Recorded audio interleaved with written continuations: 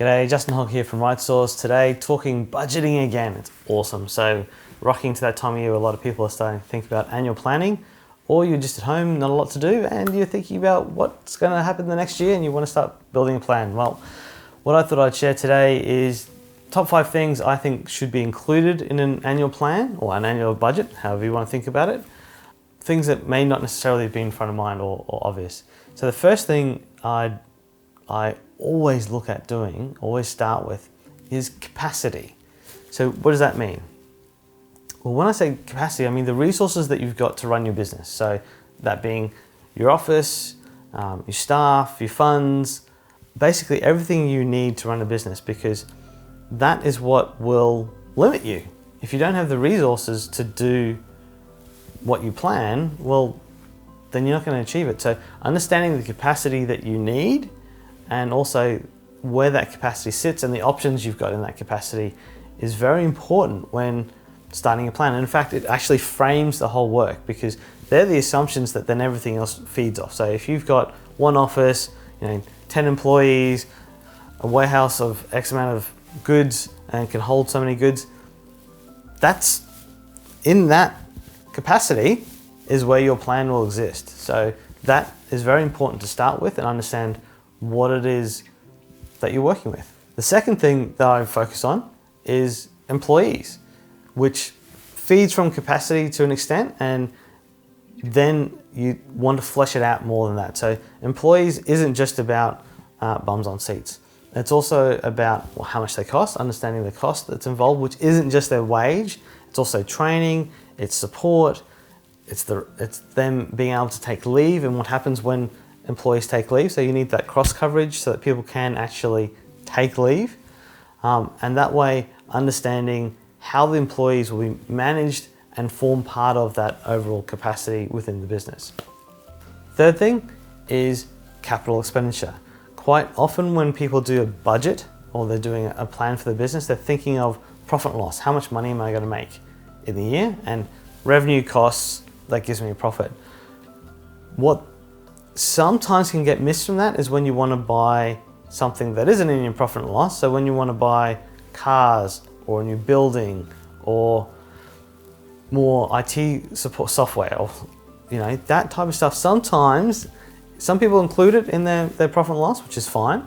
But sometimes that's excluded because, well, that sits on the balance sheet or however they want to think of it. That's not actually running the business, that's buying capacity.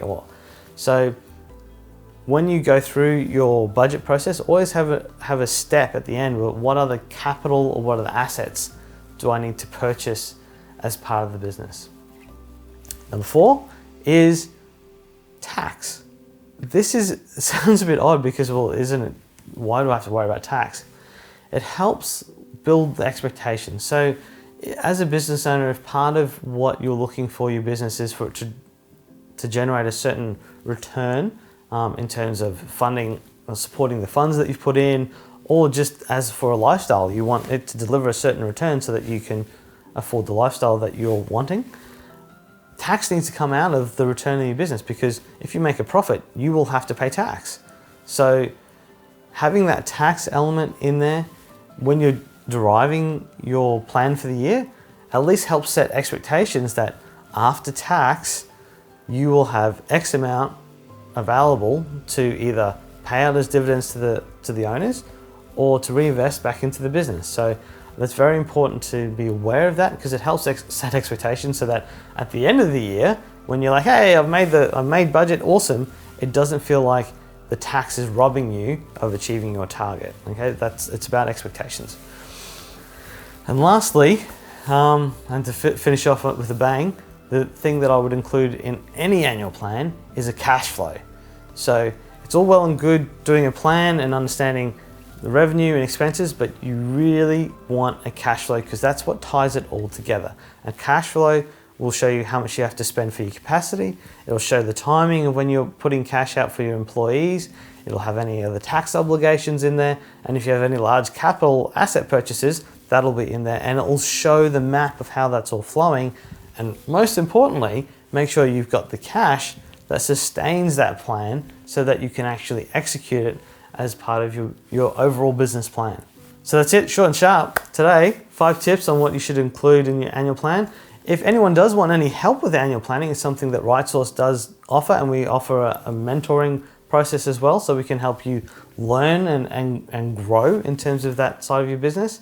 Otherwise, there's definitely lots of videos on it, so you can check them out for free. And if you like what you see, please feel free to subscribe and stay tuned for other videos. Otherwise, it's been Justin Hogg from RightSource. I'll talk to you next week. Thanks.